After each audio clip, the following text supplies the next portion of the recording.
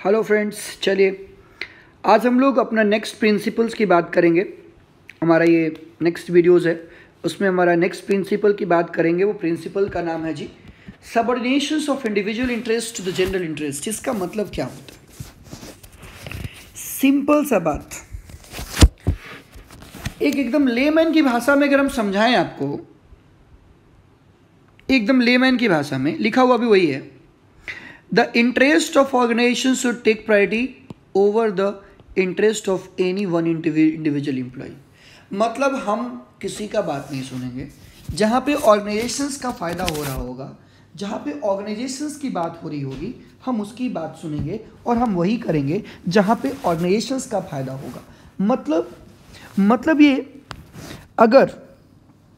अगर दो लोगों को हमें चूज़ करना पड़े, अगर मान लीजिए कि ऑर्गेनाइजेशन हमारा यहाँ पे है और हमारा कोई एक इंडिविजुअल मैनेजर है, समझ में आ रही बात?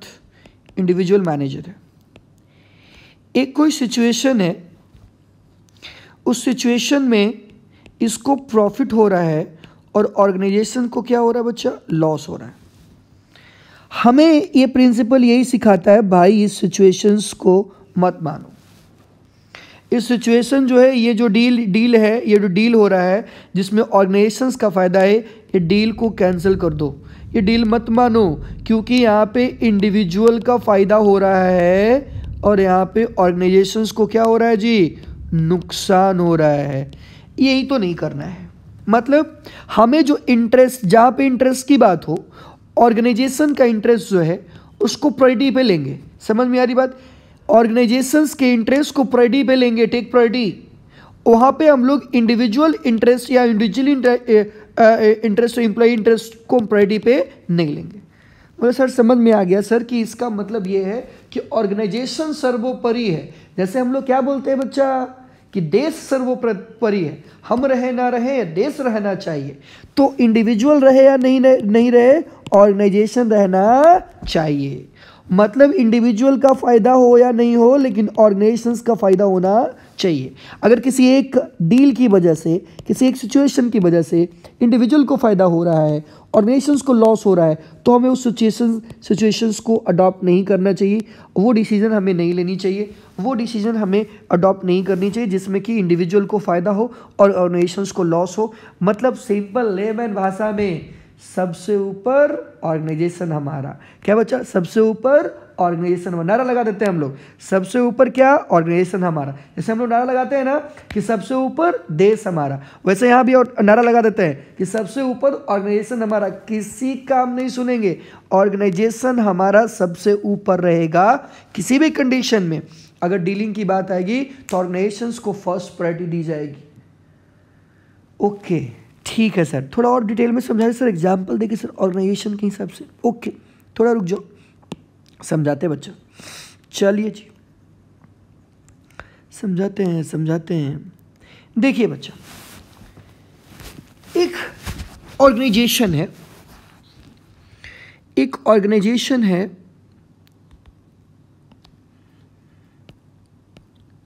ये ऑर्गेनाइजेशन समझ लीजिए।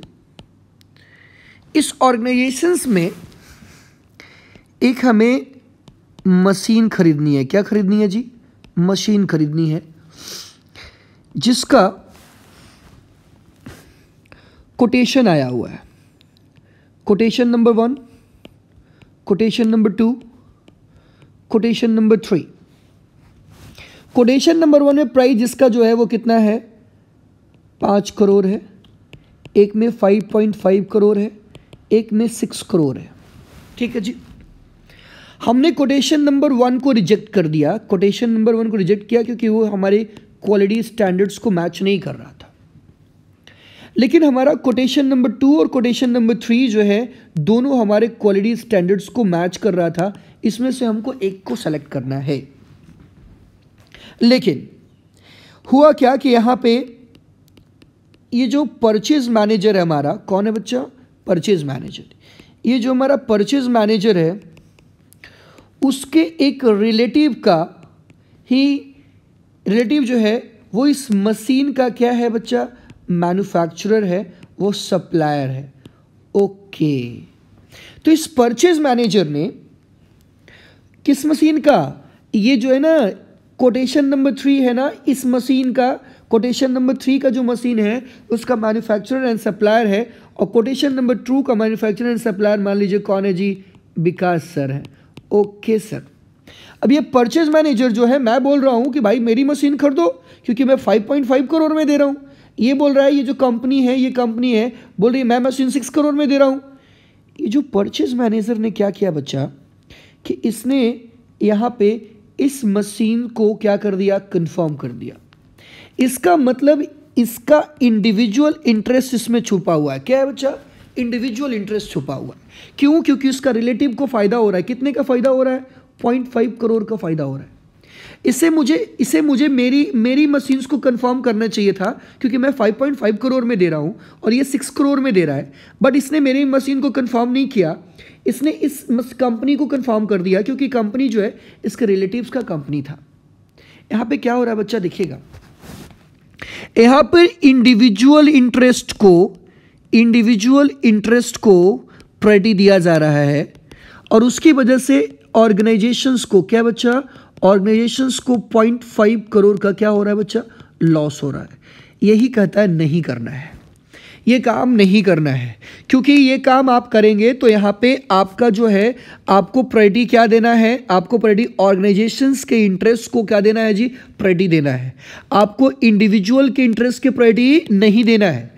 तो यहाँ पे जब अगर आप ऑर्गेनाइजेशंस के पॉइंट ऑफ व्यू से सोचेंगे तो क्या बस विकास सर की मशीन कंफर्म होनी चाहिए थी या इसकी मशीन कंफर्म होनी चाहिए थी? नहीं सर, आपकी मशीन कंफर्म होनी चाहिए थी। बिल्कुल बच्चा, क्योंकि मेरा अगर मशीन कंफर्म हो रहा था तो 0.5 करोड़ का फायदा हो रहा था। किसको जी, ऑर्गेनाइजेशंस को। ओके सर, समझ गए। मतलब आप ये कह रहे हैं, बोले हाँ बच्चा क्या कह रहे हैं बताइए, आप ही बताइए कि सर अगर कोई ऐसा सिचुएशन आएगा जहां पे ऑर्गेनाइजेशंस को फायदा हो रहा होगा और एक तरफ कोई इंडिविजुअल को फायदा हो रहा है तो हम लोग ऑर्गेनाइजेशंस को फायदा करवाएंगे। बिल्कुल बच्चा, यही तो मैं कह रहा हूं कि वहां पे हमको फायदा किसको करवाना है, ऑर्गेनाइजेशंस को करवाना है। वहां पे फायदा हमें अपने पार्टिकुलर इंडिविजुअल्स को नहीं करवाना है, क्योंकि ऑर्गेनाइजेशन हमारा क्या है, सर्वोपरि है। मैंने अभी नारा लगाया था ना, सबसे ऊपर कौन हमारा, ऑर्गेनाइजेशन हमारा। सबसे ऊपर कौन हमारा, ऑर्गेनाइजेशन हमारा। मतलब अगर ऑर्गेनाइजेशंस को प्रॉफिट हो रहा है तो ऑर्गेनाइजेशंस को फायदा पहुंचाएंगे, हम लोग इंडिविजुअल को फायदा नहीं पहुंचाएंगे। समझ गए सर? ओके बच्चा, फाइन। तो याद रखिएगा नारा, सबसे ऊपर कौन हमारा, ऑर्गेनाइजेशन हमारा। मतलब हम लोग इंडिविजुअल इंटरेस्ट को इग्नोर करेंगे और जनरल इंटरेस्ट को क्या करेंगे, एक्सेप्ट करेंगे। जनरल इंटरेस्ट मतलब क्या बच्चा, ऑर्गेनाइजेशंस का इंटरेस्ट। ओके सर, समझ गए? हाँ बच्चा, हमको भी पता चल गया, आप समझ गए। चलिए आगे देखते हैं। सर अगर इसको सर वायलेट करेगा, मान लो नहीं माने सर, तो मतलब रुक, अगर तुम इसको नहीं माने परेशानी क्या क्या आएगी मैं बता रहा हूँ। वेट 2 मिनट के लिए इंतज़ार कर लो, मैं बता रहा हूँ कि उसकी परेशानी क्या क्या परेशानी आपको झेलना पड़ सकता है अगर आप मैनेजर बनेंगे और ऐसा काम करेंगे तो क्या क्या परेशानी हो सकती है। Please wait for the 2 minutes, जब तक हमको इसको रब करने दीजिए। थोड़ा ये दिक्कत हो जाता है, चलो कोई नहीं, आप थोड़ा इंतज़ार कर लेंगे, आई थिंक आप कर सकते हैं। चलिए मैंने इसको मिटा दिया हूँ और अब हम लोग बात करेंगे, हाँ अब हम लोग बात करेंगे कि ये जो है ना सर, बताइए कि सर इसका पॉजिटिव इफेक्ट क्या होगा। पॉजिटिव इफेक्ट क्या होगा, यहां पे आपने एक सुना होगा, महात्मा गांधी का बात सुना होगा कि अगर 1000 लोग को बचाने के लिए 1 लोगों की बलि दे दी जाए तो इट्स ओके, इट्स फाइन बोला जाता है ना। इस पूरे कॉन्सेप्ट का मतलब क्या होता है? इस पूरे कॉन्सेप्ट का यह मतलब हुआ कि ये जो 1000 लोग हैं वो कौन लोग हैं, जनरल लोग हैं। कौन है जी, जनरल। और 1 लोग जो है वो कौन है जी, इंडिविजुअल।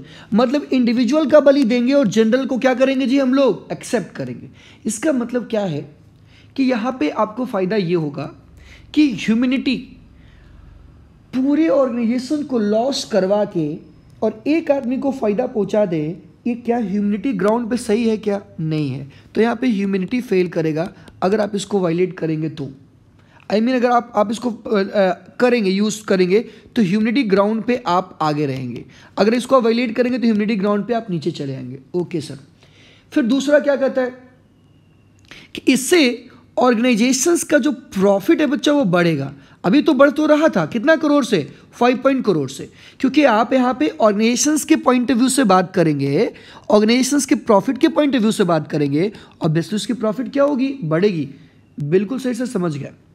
तीसरी बात, ऑर्गेनाइजेशंस का ऑब्जेक्टिव जो है वो अचीव हो पाएगा। ऑर्गेनाइजेशंस ने ऑब्जेक्टिव बनाया है कि हमारी कंपनी को प्रॉफिट में लेके जाना है, कंपनी को हमें 100 करोड़ का रेवेन्यू कमाना है या 100 करोड़ हमें प्रॉफिट कमाना है। तो अगर हम कंपनी के लिए सोचेंगे तभी तो कंपनी अपने ऑब्जेक्टिव को फुलफिल कर पाएगी। अगर मान ली कंपनी ने ऑब्जेक्टिव बनाया है और सारे एम्प्लॉय अपने अपने सोचने लगेंगे, क्या कंपनी का ऑब्जेक्टिव फुलफिल हो जाएगा क्या? नहीं होगा सर। तो आपको क्या करना है जी, यहाँ पे कंपनी के ऑब्जेक्टिव के बारे में बात करना है। तो अगर आप इसको मानेंगे तो आप कंपनी के ऑब्जेक्टिव को सही समय पे पूरा कर पाएंगे अच्छा से तरीके से। फिर क्या है, यहाँ पे कोऑर्डिनेशन, इंडिविजुअल इंटरेस्ट और ऑर्गेनाइजेशनल ऑब्जेक्टिव के बीच में कोऑर्डिनेशन होगा। आपका इंटरेस्ट भी माना जाएगा, लेकिन आपका इंटरेस्ट ऑर्गेनाइजेशंस के इंटरेस्ट को इग्नोर करके नहीं माना जाएगा। आपका इंटरेस्ट तब तक माना जाएगा जब तक ऑर्गेनाइजेशंस का उससे फायदा होता रहेगा। जहां पे आपका इंटरेस्ट के चक्कर में ऑर्गेनाइजेशंस का नुकसान होने लगेगा तो वहां पे जो है आपका इंटरेस्ट को नहीं माना जाएगा। Okay sir. अगर इसको वायलेट कर देते हैं तब सर, अगर नहीं मानने को तैयार हुए तो, नहीं मानने को तैयार हुए तो आप ह्यूमैनिटी को वायलेट कर रहे हैं, आप ये बहुत मानवता के लिए गलत कर रहे हैं, एक आदमी के लिए आप सबको नुकसान पहुंचा रहे हैं। दूसरी बात, आपका क्या है, जेलसी बढ़ जाएगा। जेलसी कैसे बढ़ेगा कि मान लीजिए कि यहाँ पे परचेज मैनेजर जो है फ़ायदा कमा लिया 0.5 करोड़ का, तो जो प्रोडक्शन मैनेजर बोलेगा यार एक बात बताओ, परचेज डिपार्टमेंट में रहने में फ़ायदा है, क्योंकि अगर सामान खरीदोगे अपने रिलेटिव के यहाँ से सामान खरीदवा दो और खरीदवा के पैसा कमा लो, तो जेलसी फील करेगा। किससे? परचेज डिपार्टमेंट से। ये एडमिनिस्ट्रेटिव डिपार्टमेंट जेलसी फील बोलेगा यार ये डिपार्टमेंट का जो है ना, परचेज डिपार्टमेंट चोर हो गया है, परचेज डिपार्टमेंट खूब पैसा कमा रहा है, ये जेलसी फील होगा। ये ऑर्गेनाइजेशंस के अंदर जेलस लेकर के आएगा। मान लो कि एक ही इंप्लॉई को ऑर्गेनाइजेशन सारा फायदा दे रहा है और सारी इंप्लॉई को नहीं देगा, तो क्या होगा बच्चा, जेलसी फील होगा कि नहीं होगा? हाँ सर होगा सर। तो ये प्रॉब्लम आ सकती है। फिर क्या है कि आपके ऑर्गेनाइजेशंस के ऑब्जेक्टिव को फुलफिल करने में हिंड्रांसेस बन जाएगा, क्योंकि आप ऑर्गेनाइजेशंस को तो प्रायोरिटी ही नहीं दे रहे हो। आप किसको प्रायोरिटी दे रहे हो? आप तो इंडिविजुअल इंटरेस्ट को प्रायोरिटी दे रहे हो। तो इंडिविजुअल इंटरेस्ट को प्रायोरिटी दोगे अगर, तो ऑर्गेनाइजेशनल ऑब्जेक्टिव तो ऐसे भी फुलफिल नहीं हो पाएगा। सब लोग ऑर्गेनाइजेशन गया हवा में, ऑर्गेनाइजेशंस को हम लोग कुछ नहीं, मतलब सबसे कहते हैं ना उसको कि अपना काम बनता, इंडिविजुअल अपना फ़ायदा लिया, ऑर्गेनाइजेशन जो है वो कहीं जाए कुछ से उसको मतलब नहीं है, तो ऑर्गेनाइजेशंस का ऑब्जेक्टिव फुलफिल नहीं हो पाएगा बच्चा। ये सारे प्रॉब्लम हो सकती है। समझ में आ रही बात? हाँ सर समझ में आ गई बात। तो ये प्रॉब्लम हो सकता है बच्चा। तो इस प्रॉब्लम की वजह से हम लोग को ये जो मानना पड़ता है यहाँ पे कि हम लोग को कंपनी के पॉइंट ऑफ व्यू से, कंपनी जिंदाबाद, ऑर्गेनाइजेशन जिंदाबाद, सबसे ऊपर कौन? ऑर्गेनाइजेशन। इस नारे को लगाते रहना है और इस कॉन्सेप्ट को समझते रहना है। समझ में आ गई बात? हाँ सर समझ में आ गई होगी। प्लीज़ आप लोग इस टॉपिक को अच्छे से पढ़िएगा। टॉपिक अच्छा लगेगा कमेंट कर दीजिएगा नीचे में, और फिर उसके साथ आप please do share with your friends, अपने दोस्तों के साथ जिनको पता नहीं है इस यूट्यूब चैनल के बारे में, उनको बताइए, उनको शेयर करिए। और आपको ये चीज़ें कॉन्सेप्ट समझ में आती है तो आप दूसरे को भी बताइए, क्योंकि इस लॉकडाउन पीरियड में आपको कुछ कंटेंट मिलते रहना चाहिए ताकि आप पढ़ाई कर सकें। चलिए थैंक यू, धन्यवाद। सेफ रहिए, घर में रहिए और